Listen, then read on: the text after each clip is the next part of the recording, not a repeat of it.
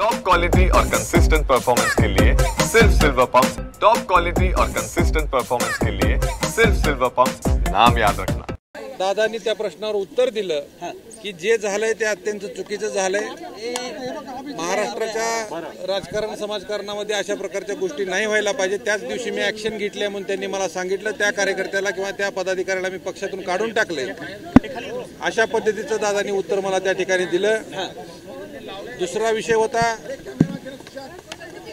ज्यावेळेस तटकरेंना निवेदन दिल्याच्या नंतर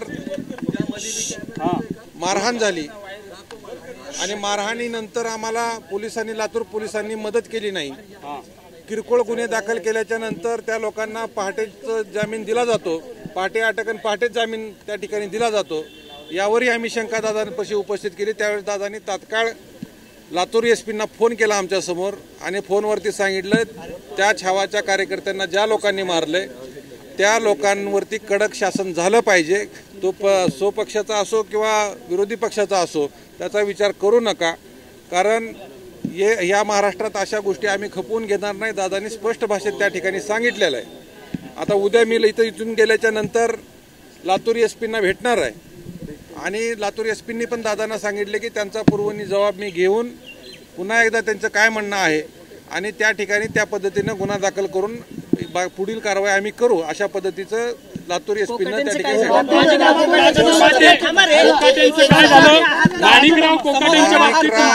माणिकराव कोकाटेंच्या बाबतीत अजितदादा पवार यांना आम्ही निवेदन सांगितलं की दादा, अतिशय असंवेदनशील कृषी मंत्री आपण या ठिकाणी राज्याला दिलेला आहे। तो कृषी मंत्री राहायच्या लायकीचा व्यक्ती नाही, त्याला तुम्ही मंत्रिमंडळातून हाकलून द्या, अशी आम्ही मागणी अजितदादांना यावेळी केली। त्यांनी आम्हाला एकच सांगितलंय, मला मंगळवारपर्यंत वेळ द्या, काही ना काही निर्णय मी घेऊन तुम्हाला त्या ठिकाणी तुमच्या मागणीला नक्कीच मी मार्ग देईन आणि निर्णय घेईन आणि मी शब्दाचा पक्का आहे, असंही त्यांनी त्यावेळेस शब्द वापरलेला आहे। त्यामुळं आम्ही मंगळवारपर्यंत थांबू।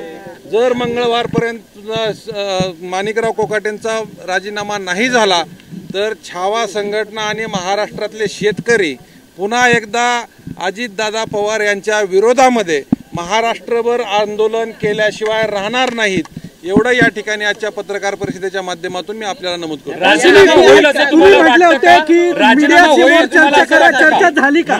माध्यमांसमोर चर्चा समाधानी आहात का? नाही, आता एक लक्षात घ्या, मी एक आंदोलनकर्ता म्हणून आणि ते राज्यकर्ते म्हणून 2 दिवसाचा त्यांनी मला वेळ मागितलेला आहे। 2 दिवस वेळ देणं ही माझी एक आंदोलनकर्ता म्हणून नैतिक जबाबदारी आहे। 2 दिवसाचा वेळ मी त्यांना दिलाय। 2 दिवसात माणिकराव कोकाटेंचा राजीनामा नाही झाला, त्यांना त्या पदावरून नाही हटवलं तर मग छावा संघटना महाराष्ट्रातले शेतकरी चर्चा करणार होता तुम्ही। ऑन कॅमेरा चर्चा झाली का किंवा बंद? ऑन कॅमेरा चर्चा झाली, त्यांचे शासकीय कॅमेरे होते, त्यांनी ते आम्हाला फुटेज देतो म्हणून असं सांगितलंय। ते आम्हाला फुटेज आले की आम्ही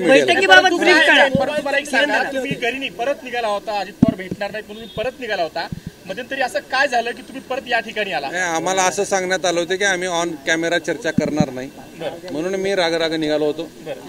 शेवटी काय, आज आम्ही प्रामाणिकपणानं काम करणारे कार्यकर्ते आहोत। आमच्या बापाच्या नावावर 3 एकरचा सातबारा आहे। ज्या पोरांनी माझ्यासोबत मार खाल्लाय त्यांच्या बापाच्या नावाने 3 एकरचा सातबारा, एक लक्षात घ्या। आम्ही अतिशय घरावर तुळशी पात्र ठेवून ह्या शेतकऱ्यांसाठी काम करतोय, समाजासाठी काम करतोय। आम्हाला कुठल्या राज्यातल्या लोकांनी डाग नाही लावला पाहिजे, आमच्यावर कुठली शंका निर्माण नाही झाली पाहिजे, ही भावना त्या पाठीमागची। आम्हाला काही मीडियाला मध्ये घेऊन जाऊन हिरो व्हायचं नाही, फक्त एवढंच झालं पाहिजे की मीडियाच्या समोर झालं पाहिजे, का तर राज्याला कळालं पाहिजे की अजितदादा पवार आणि या पोरांच्या समोर चर्चा झालेली आहे। परंतु त्यांचा काय प्रोटोकॉल आहे मला माहित नाही, शासकीय प्रोटोकॉल। या ठिकाणच्या डिपार्टमेंटनं सांगितलं की आमच्याकडे जे कॅमेरे आहेत मधले त्यांचे शासकीय, त्यांचे कॅमेऱ्यातले जे काही फुटेज असतील ते आम्ही तुम्ही मीडियाला देऊ। ब्रीफ करा, चर्चा काय झाली, काय प्रश्न मांडले, काय बोलले, काय 10 जणांचं शिष्टमंडळ गेलं होतं, त्यामध्ये तुमचा एक कार्यकर्ता होता जो त्या दिवशी तुमच्या सोबत होता। ब्रीफ बैठकीत काय झालं, तुम्ही सुरुवात कशी केली किंवा दादांनी काय? दादांना मी गेल्या सांगितलं की दादा, तुमच्या लोकांनी आम्हाला का मारलंय याचं मला उत्तर पाहिजे, कारण मी अजितदादांकडे आलोय तेवढ्यासाठी की मला का मारलंय, हे आमचं काय चुकलं हे सांगा। कृषी मंत्र्याच्या विरोधात निवेदन दिलं, कृषी मंत्र्याला पदावून काढा म्हणणं आमचं चुकतंय का शेतकऱ्यांच्या पोरांचं?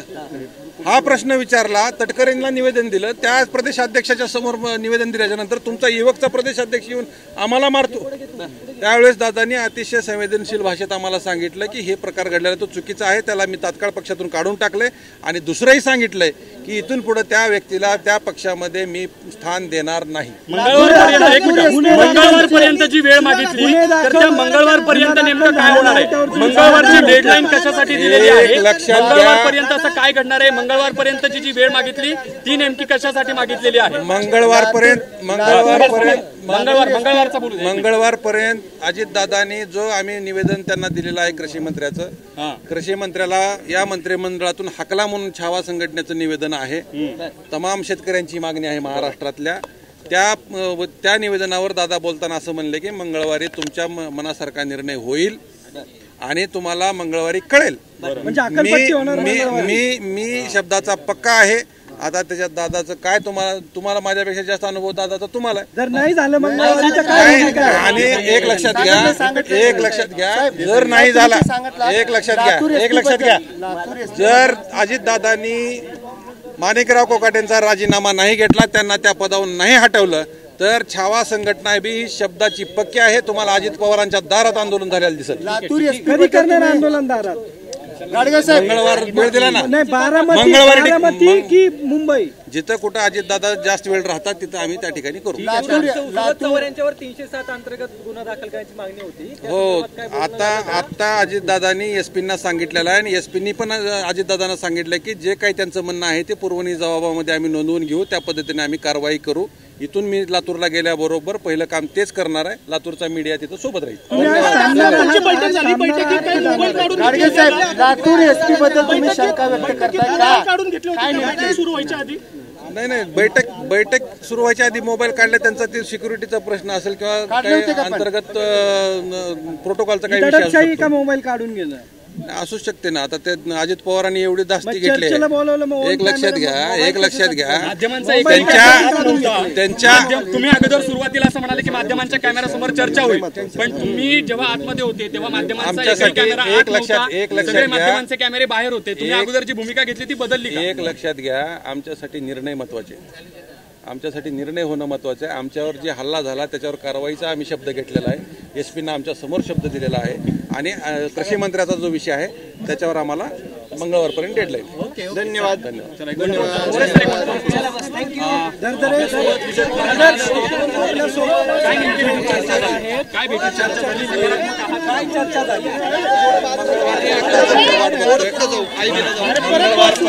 दादांची वाट बघतोय. कृषी मंत्र्याचा राजीनामा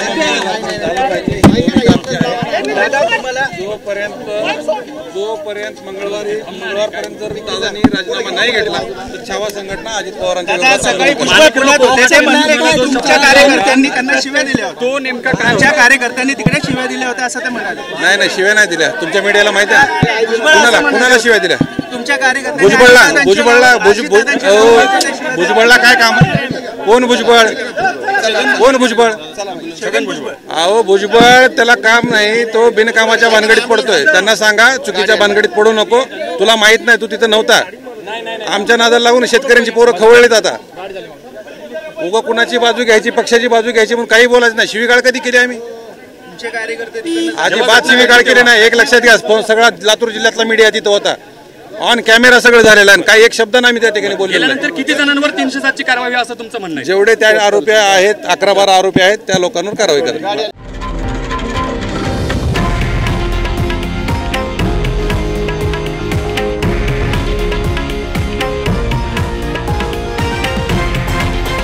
हे आहे देशातील नंबर 1 न्यूज नेटवर्क आणि आपण पाहत आहात TV9 मराठी, एकमेव.